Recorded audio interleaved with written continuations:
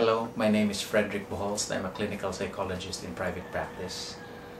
I taught psychology in the University of Carlos, that's in Cebu City, Philippines for about 19 years, and have recently resigned and have gone on full-time private practice and consultation. Today I would like to discuss a very important skill within the context of clinical psychology and psychotherapy, the skill of listening. A lot of people think that they are already listening to their clients, but oftentimes they are mistaken. What usually happens is that a lot of people are in fact engaged in what we call automatic talking. Automatic talking is what's going on in cocktail parties and day-to-day conversations. You attend a party and somebody says hello and you say, "Hi, how are you? I'm okay. How's your son?" etc., etc. And the host goes on to another visitor and says hello and says the same line. This is automatic talking without much thinking. This also happens when the daughter, for example, goes to the mother, shows her drawing to the mother, and then she says, "Mom, look at my drawing." And then the mom says, "Oh, that's nice, dear. Can you help me prepare the dishes? I have some visitors." The real intention of the mother, or the real agenda of the mother, is really her visitors, while the daughter's real need was to be given attention to. And in that particular case, the mother is just automatically talking without genuine listening to the daughter. Other psychologists fall into the trap of discounts. These are oftentimes subtle ways of talking that puts the client down. A discount, therefore, is a type of conversation that, whether wittingly or unwittingly, the psychologist elevates himself into a higher intellectual or moral ground, and in the process of doing so, puts down the client, whether the psychologist is aware of it or not. And one of the most popular discounts, for instance, is a discounting talk called universalization.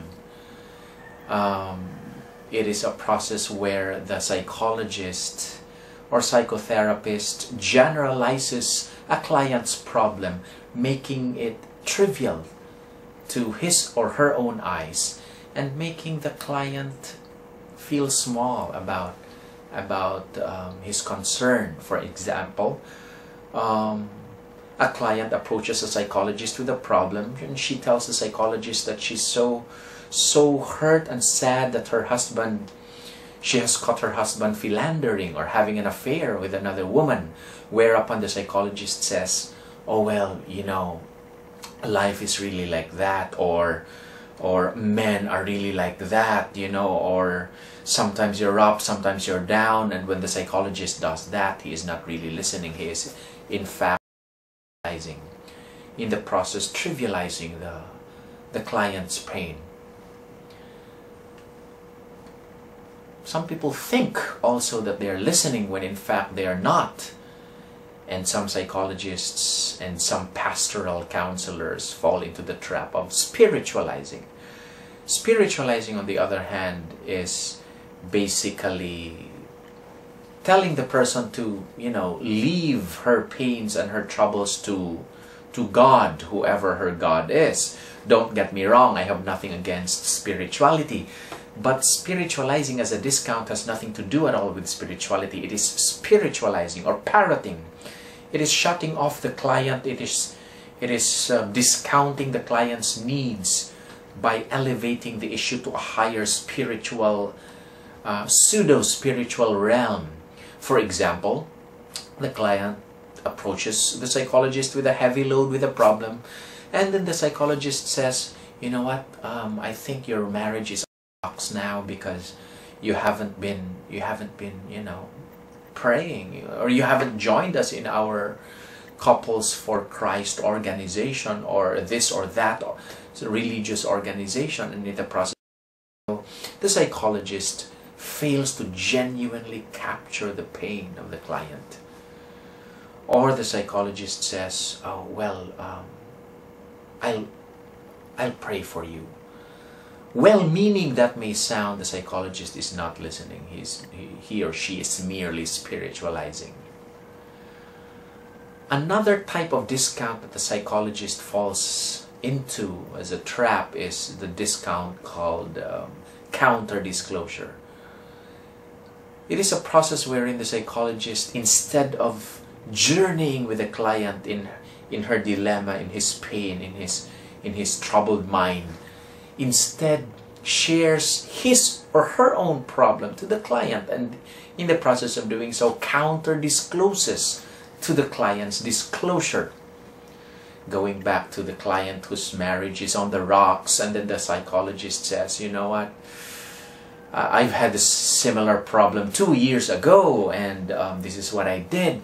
When the psychologist does that, he's not listening. Genuinely, he's counter-disclosing. Okay.